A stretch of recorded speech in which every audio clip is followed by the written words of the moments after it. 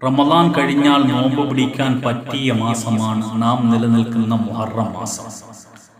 റസൂലുള്ളാഹി സ്വല്ലല്ലാഹു അലൈഹി വസല്ലം പറയുന്നു, ഇൻ കുന്ത സായിമൻ ശഹ്റൻ ബഅദ റമളാൻ ഫസ്സുമിൽ മുഹറം. റമളാൻ മാസത്തിന് ശേഷം നീ നോമ്പ് പിടിക്കാൻ ആഗ്രഹിക്കുന്നുവെങ്കിൽ മുഹറം മാസത്തിൽ നോമ്പ് അനുഷ്ഠിക്കുക. ഫഇന്ന ഫീഹി യൗമ താബല്ലാഹു അലാ ഖൗം. കാരണം അതിലൊരു ദിനമുണ്ട്. ആ ദിനത്തിൽ അള്ളാഹു ഒരു കൂട്ടരുടെ പശ്ചാത്താപം സ്വീകരിച്ചു. വയതൂബു അലാ ആഖരീൻ. മറ്റൊരു കൂട്ടരുടെ പശ്ചാത്താപം അള്ളാഹു സ്വീകരിക്കുകയും ചെയ്തു. ആ ദിനമാണ് ആശൂറാ ദിനം, മുഹറം 10 ദിനം. അന്ന് നോമ്പനുഷ്ഠിക്കൽ സുന്നത്തുണ്ട്. റസൂൽ നോമ്പനുഷ്ഠിച്ചിരുന്നു. സ്വഹാബാക്കളോട് നോമ്പനുഷ്ഠിക്കാൻ നിർദ്ദേശിച്ചിരുന്നു. ജൂതന്മാരോട് എതിരാകാൻ മുഹറം 9 താസ്വാ നോമ്പ് അനുഷ്ഠിക്കാൻ അള്ളാന്റെ ഹബീബ് സ്വഹാബാക്കളോട് നിർദ്ദേശിച്ചു.